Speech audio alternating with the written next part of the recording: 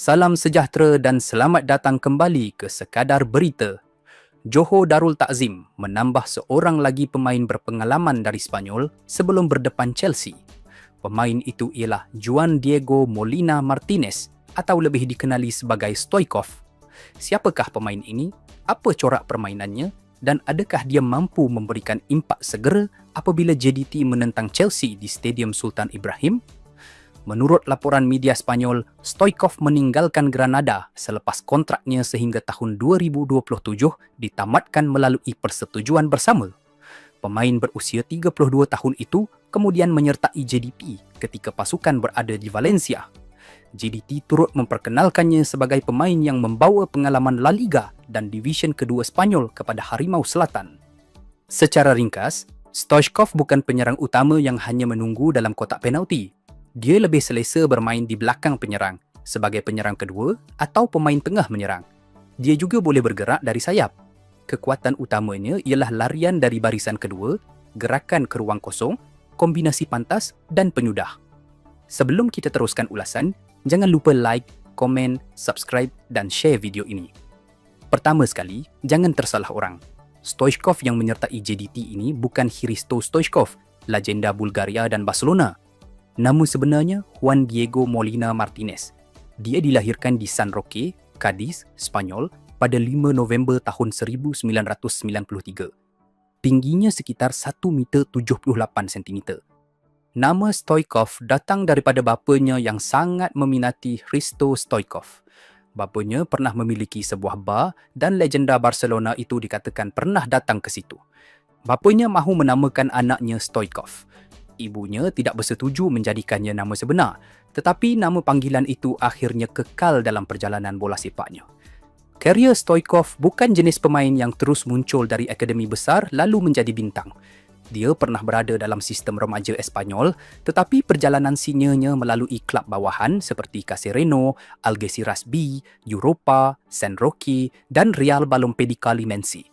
Dia membina nama sedikit demi sedikit sebelum menyertai Mallorca pada tahun 2018. Peluangnya di Mallorca agak terhad. Namun selepas dipinjamkan kepada Alcorcon, dia menjaringkan 16 gol Liga dalam satu musim.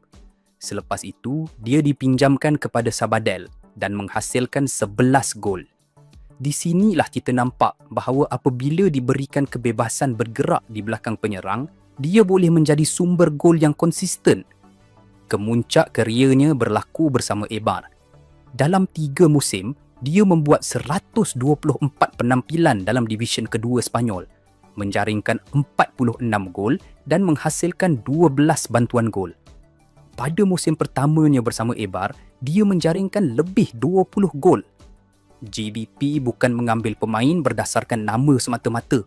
Mereka mengambil pemain yang sudah membuktikan kemampuan menjaringkan gol dalam liga yang taktikal dan fizikal. Prestasi itu membawanya ke Alaves dan memberikannya peluang bermain di La Liga. Namun, tahap tertinggi Spanyol tidak berjalan seperti yang diharapkan. Dia membuat 16 penampilan liga bersama Alaves, kebanyakannya dalam minit terhad dan tidak menjaringkan gol. Selepas berpindah ke Granada, dia hanya menghasilkan 1 gol dalam 14 perlawanan. Musim lalu bersama Deportivo La Coruna lebih baik.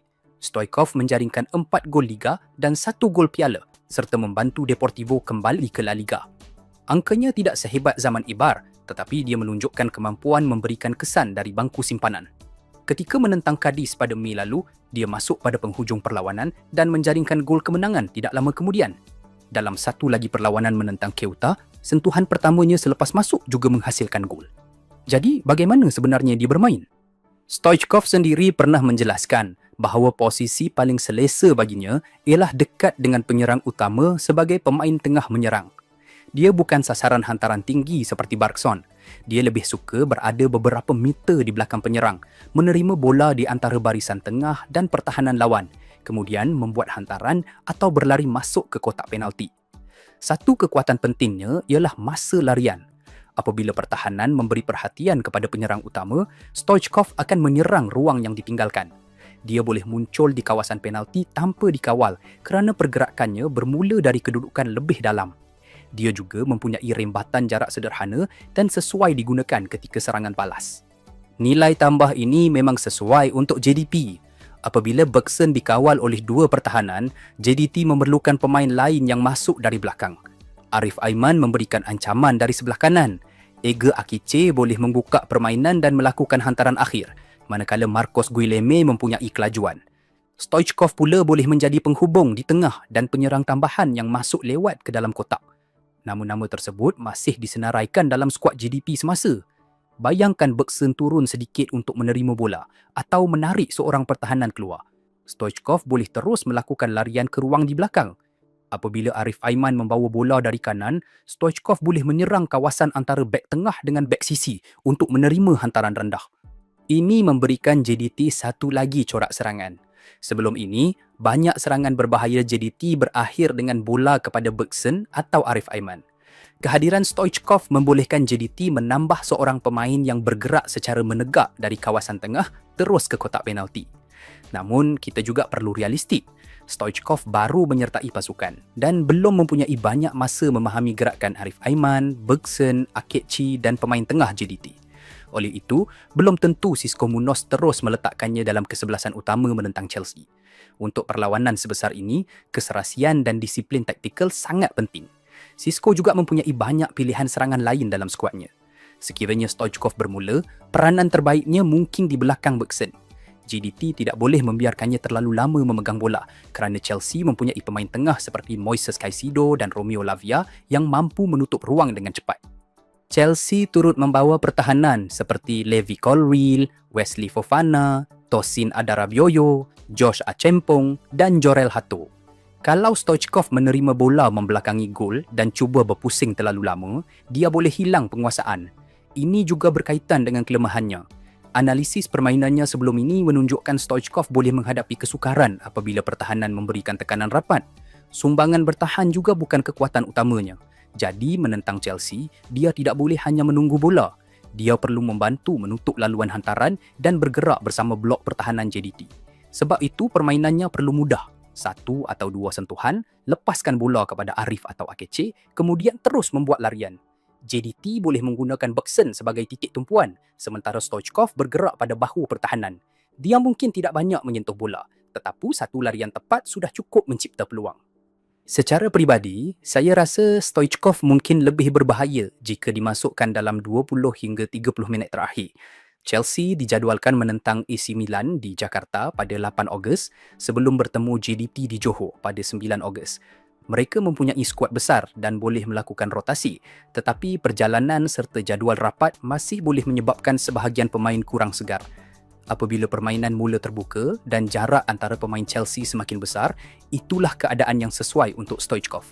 Rekodnya bersama Deportivo menunjukkan dia boleh masuk dari bangku simpanan dan terus mencari ruang. Dengan Arif Aiman masih mempunyai kelajuan di sebelah kanan, Stoichkov boleh menyerang ruang tengah, manakala Bergson mengikat bek tengah. Ini mungkin memberikan JDT peluang yang tidak muncul pada separuh masa pertama.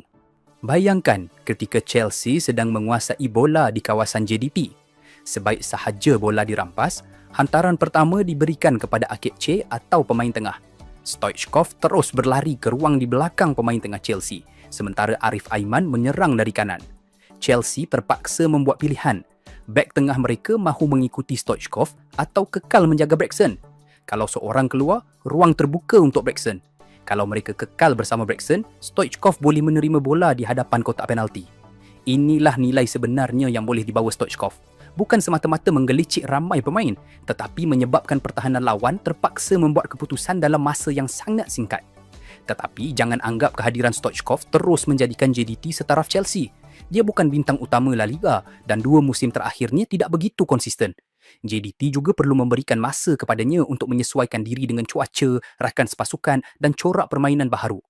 Kesimpulannya, Stoichkov memberikan JDT pengalaman, fleksibiliti dan satu lagi sumber gol dari barisan kedua. Dia boleh bermain di belakang Bergson, di sayap atau sebagai penyerang kedua. Impak terbesarnya mungkin bukan kerana dia menggelicik 3 pemain Chelsea, tetapi kerana gerakannya tanpa bola, sentuhan pantas dan kebolehannya muncul di ruang yang tidak dijangka. Apa pendapat anda? Patutkah Stoichkov terus bermula bersama Bergson atau lebih baik JDT menyimpannya sebagai senjata dari bangku simpanan? Tulis pandangan anda di ruangan komen. Terima kasih kerana menonton Sekadar Berita.